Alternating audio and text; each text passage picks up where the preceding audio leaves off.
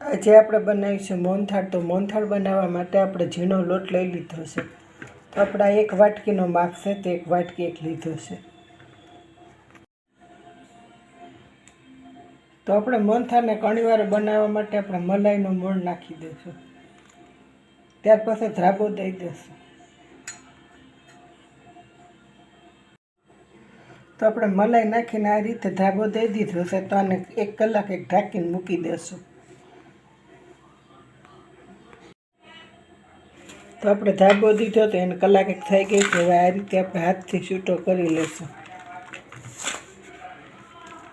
ત્યાર પછી સાયણીથી સારીને આપણે મોહનથાળ બનાવી લઈશું.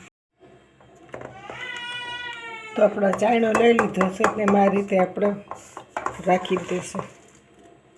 સારી લઈશું.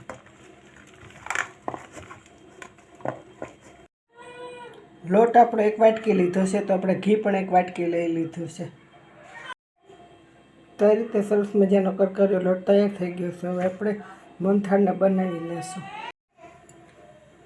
તો આપણે ઘી છે તે નાખી દઈશું. થોડુંક રાખી લેશું અને ધીમા ગેસ ઉપર આપણે લોટને શેકી લેશું.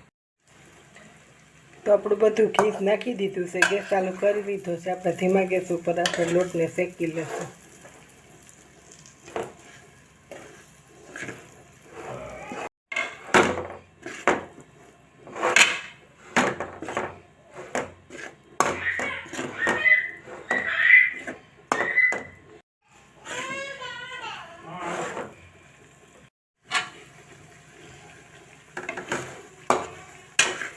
તો આ રીતે આપણે ધીમા ગેસ ઉપર લોટને શેકીશું.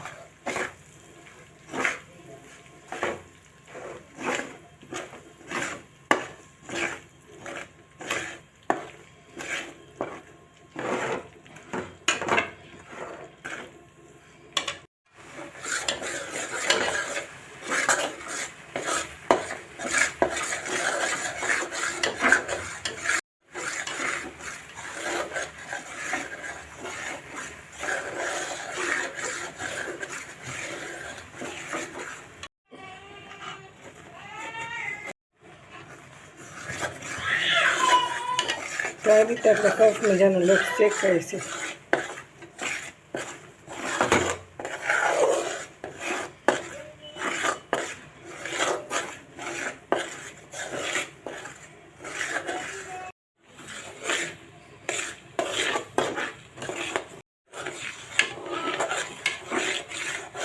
તો આ રીતે આપણો સરસ મજાનો લોટ શેકાઈ ગયો છે. કલર પણ બદલી ગયો છે. હવે આપણે ગેસને બંધ કરી દઈશું.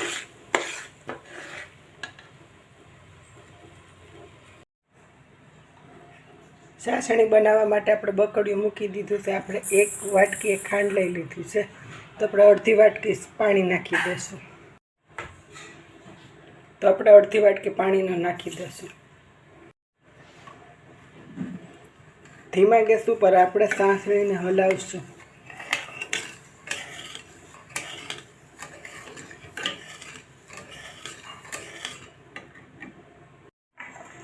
તો આપણે ચાસણી એક તારની કઈ રીતે થઈ તે જોવા માટે આપણે રકાબી લઈ લીધી છે.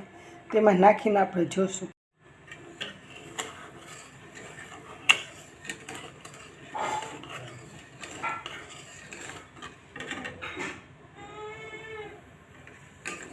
ચાસણી આપણે શેક કરવા માટે આ રીતે આપણે જોશું. ત્યાર પછી આપણે રકાબી છે તેમાં 1 ટીપું નાખી દઈશું. તો આ રીતે આપણે રકાબીમાં નાખી લીધી છે ચાસણીને. તો આ રીતે જોશું. તો આ રીતે આપણો એક તાર બને છે. તો આપણો 1 ટીપકું નાખ્યો છે. તો આ રીતે આપણે જોશું. તો આ રીતે આપણો તાર બને છે. તો આપણી ચાસણી તૈયાર છે. તો હવે આપણે લોટ શેકો તેમાં નાખી દઈશું. તો આ રીતે આપણો તાર બનવો જોઈએ. તો આપણો લોટ શેકેલો છે તેમાં આપણે ચાસણીને નાખી દઈશું.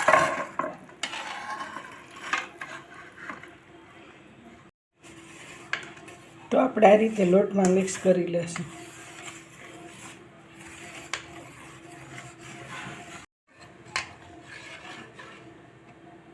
તો આ રીતે આપણો મોહનથાળ તૈયાર થઈ ગયો છે. હવે આપણે એક થાળીમાં નાખી દઈશું. તો આપણે મોહનથાળમાં જાયફળ તો નાખી દીધું છે. આ રીતે આપણે ખસખસના બી સાટી દઈશું.